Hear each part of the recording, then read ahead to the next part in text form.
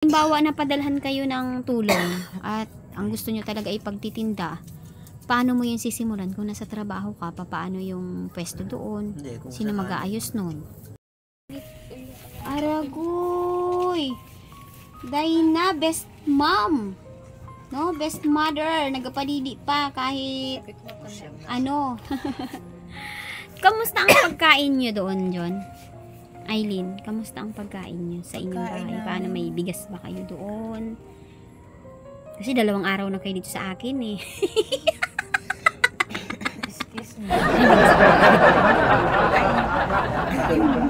Wala na, naubos na nang pumunta kami dito. Magdadala sana kami dito ng sa inyo. Oo. Pangkain namin. Oo. 1 kilo. Pagbukas namin, wala na pala. Ubos na ang bigas nyo. Ubos na yung bigas. Oo. Ang hirap naman ng ano nyo, no? Kaya sana, mayroon na kayong panimula sa negosyo, no? Para, kailangan ko natin mag-negosyo. oo, para kahit paano may hanap buhay ka. Ay, ikaw John, kamusta naman John na palagi na lang kayong kapos? Kasi, sa totoo lang mga ka-therapy, napakamahal naman talaga ng mga bilihin dito. Sa totoo nga lang ako ha, ang dami-dami ko ng diskarte. Nagbebenta ako ng products mga ka-therapy. Nagmamassage ako, no? Tapos, tawag dito, nagmamanage pa ako dito sa bahay. So, nagpapakain pa tayo ng mga alagang hayop. Tapos, pag nandito sila John, kailangan nating may madagdag sa mga pagkain. At buti na lang at nagpadala sa akin ng bigas ang aking mahal na sponsor. Nagbigay din siya ng tulong sa akin. So, nagagamit ko. Ayan, maraming salamat po sa iyo, Ma'am Anonymous from USA.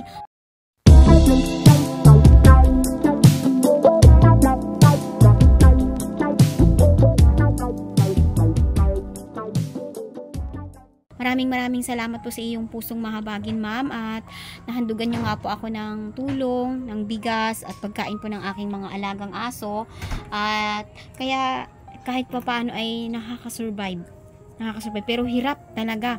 Kahit na may kliyente ako, kulang na kulang mga ka-therapy dahil nagpapaaral tayo ng 2 college. O, nagpapaaral tayo ng 2 high school.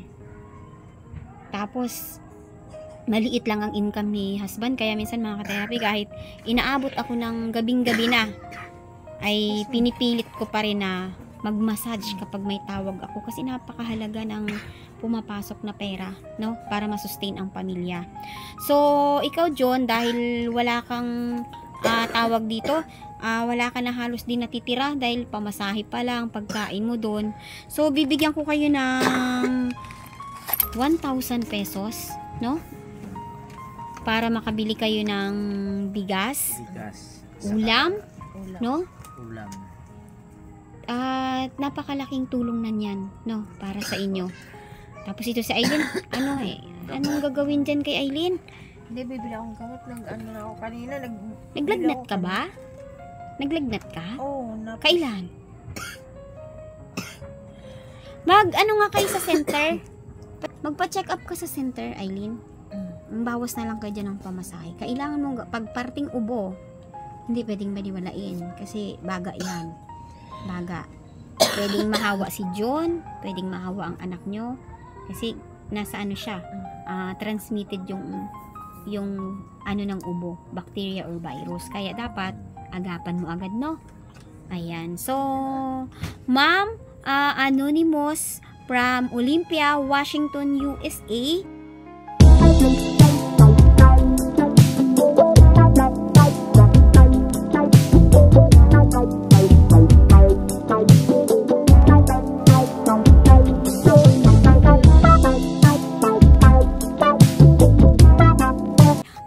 Maraming salamat po ma'am sa handog nyo po kina June, at pag uwi nga po nila ay makakabili na po sila ng stock nila na bigas, makakabili ng pagkain at makakapasok ka na bukas.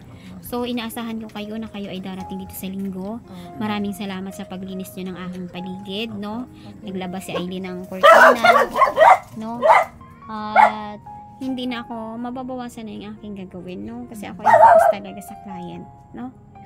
So, ma'am, maraming salamat po sa inyo pong ginintaong puso, na kahit ikaw po ay nasa malayo ay kaya nyo po ma'am na magpaabot po ng tulong, no, sa mga nais nyo pong tulungan. At ito to si Aileen, PWD rin to si Aileen, no? Kasi nga, yung balanse mo, yung paa mo kasi, inborn, maliit talaga yung isa.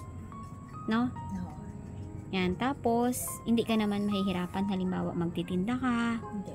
Oo. So, yun John, kung may time ka sa ano, halimbawa, napadalhan kayo ng tulong at ang gusto nyo talaga ipagtitinda, paano mo yung sisimulan? Kung nasa trabaho ka, paano yung pwesto doon? Hindi, kung Sino sakaling- mag-aayos nun?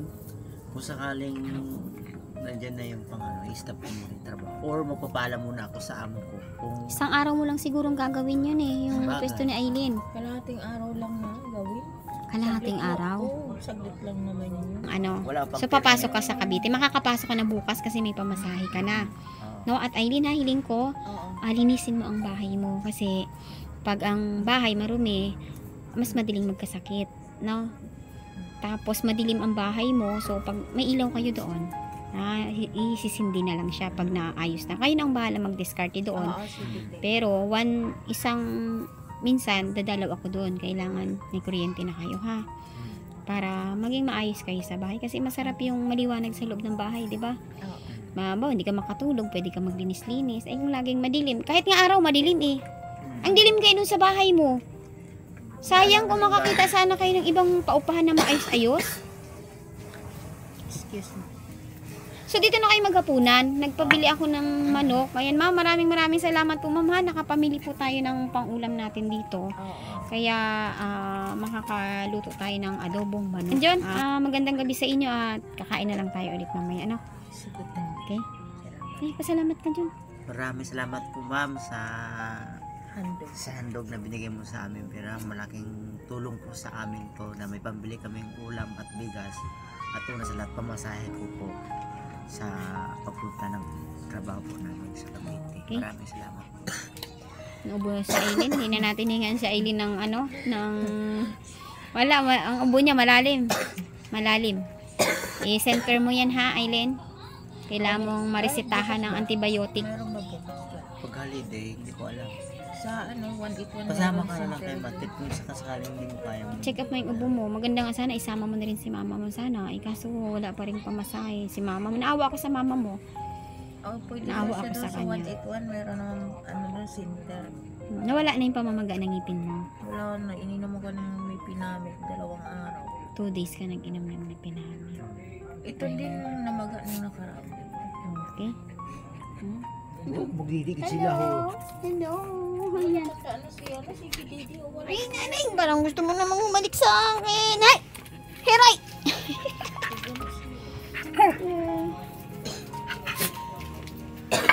Okay. Ay, andito pa si Puti. Puti. Ay! Lumayo! Lumayo kayo, ha? Lumayo muna kay inay. Lumayo muna. Ulam sa sa trabaho para makatipid. Magbabaong ka bukas. Adobuhin ko lang to eh. Oh, dami Adobuhin. gulay, O kay isaw-saw sa sa tuyo. Ikaw lang kakain yan? Hindi, may kasama ako korpo kaming dalawa. Kukorpo kayo. May puso pa. Pati yung puso. Buti pa yung saging may puso eh. At yung mga mahal na sponsor natin, grabe ang laki ng mga puso. At yung mga viewers natin na nagmamahal at patuloy na sumusuporta, no, sa ating channel. Salamat po, ma'am, sa inyo pong napakalawak po na mga puso at pagmamahal po sa atin, no. Maraming salamat po. Bagaman ako po ay hindi niyo pa po kilala ng lubusan, ay nagtiwala po kayo at sumusuporta po kayo sa atin pong YouTube channel. Alam niyo, mga ka-therapy, ang layunin ko po talaga sa bawat content ko po na napupusuan po, na matulungan, ay sana po ay pag ano natin ang kanilang buhay, nakilala ang kalagayan, ay may magpaabot po ng tulong sa kanila para po mabago po ang kanilang buhay. Ayan, maraming salamat po sa mga nakakapansin at mga nagmamahal po sa atin pong mga kino-content, no. Maraming salamat po sa inyo at kayo po ay napakalaking tulong po. Kayo po ang pinakamalaking tulong po sa ating mga kaawa-awang kalagayan po na kababayan na nagpapaabot po ng mga financial na tulong, ay napakalaking tulong po sa kanila, maging po sa ating YouTube channel. Hangad po natin, mga ka-therapy, na lumawak pa ang ating channel para po marami pa po tayong matulungan na kapwa no? Kahit sa ang sulok po tayo pumunta mga ka-therapy, kahit sa pagmamassage natin ay marami po tayong nakikita na karapat dapat po tulungan. Minsan may mga nasasalubong ako dyan, yung matanda na, tapos alam mo, napakalaking plastic, punong-puno ng mga kalakal. Binibenta, tas tumatawid ng highway. Sabi ko, parang gusto ko nga minsan babain para makilala ko. Kaso busy tayo. Pag client, kailangan client kasi may mga schedule ng oras, no? Ayan. So, maraming salamat po sa lahat-lahat po na sumusuporta sa ating YouTube channel. Type yes nga kayo mga ka-therapy kung naiibigan nyo po ang ating mga content, ang pamamaraan po ng ating pagtulong.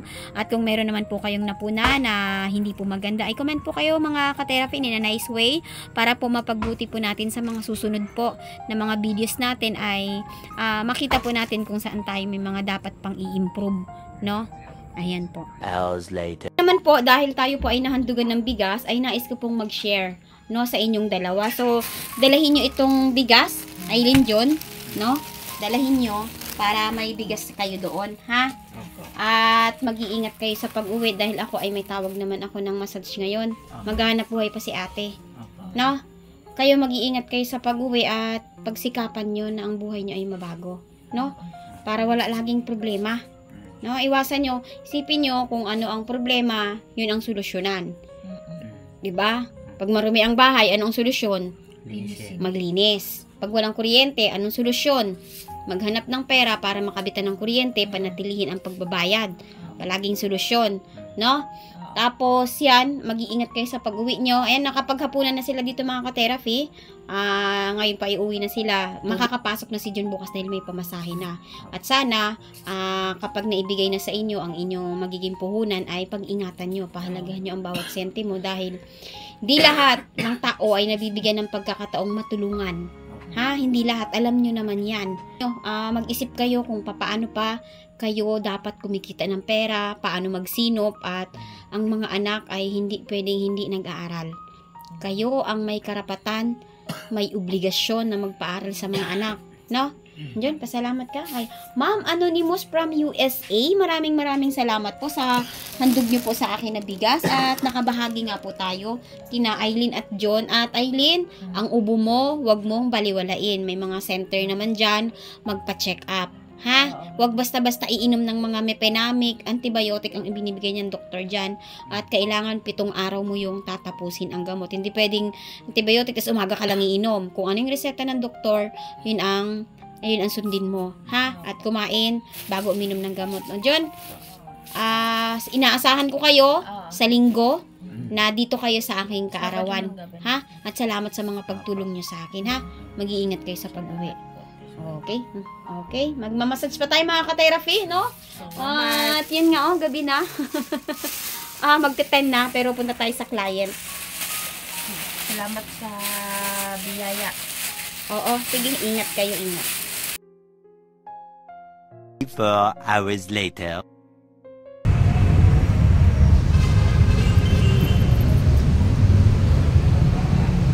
Yan mga ka-therapy, papunta tayo ng training. Tapos, nag-aabang tayo ng sasakyan, no? So, nakita natin si Manong. Hi, Manong! Nakadaya, ano po yan? Ano po? May opera kayo? Matagal na po kayo may ganyan? Ito po, para po sa inyo. Thank you po, ma'am. God bless you. Ingat po, ma'am. Thank you po. Kahit ito lang po. 15, 16, 17. At ayan nga po mga ka-therapy, ay dumalo po tayo ng ating training, no?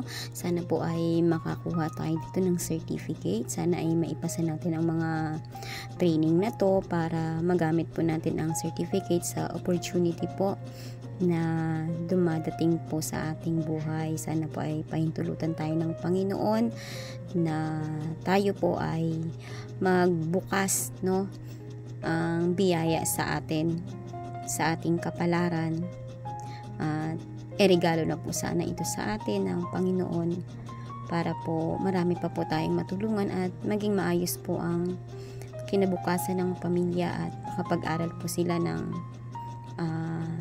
hanggang nais po ng mga anak. Ayan po. Show your result to the passenger. And show your light to the passenger. Switch on the black button.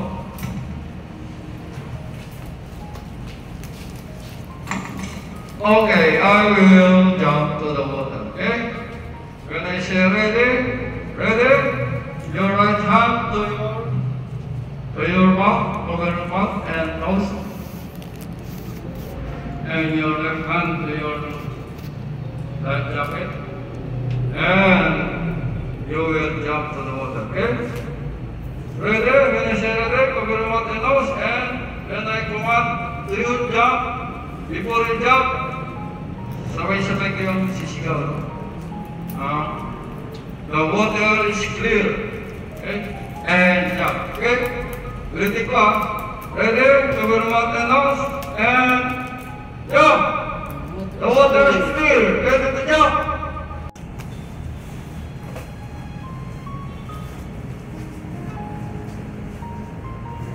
Okay, show your result. Yung camouflage yung isa natin kasi kulay ng light jacket. Okay, show your light, your cell phone flash.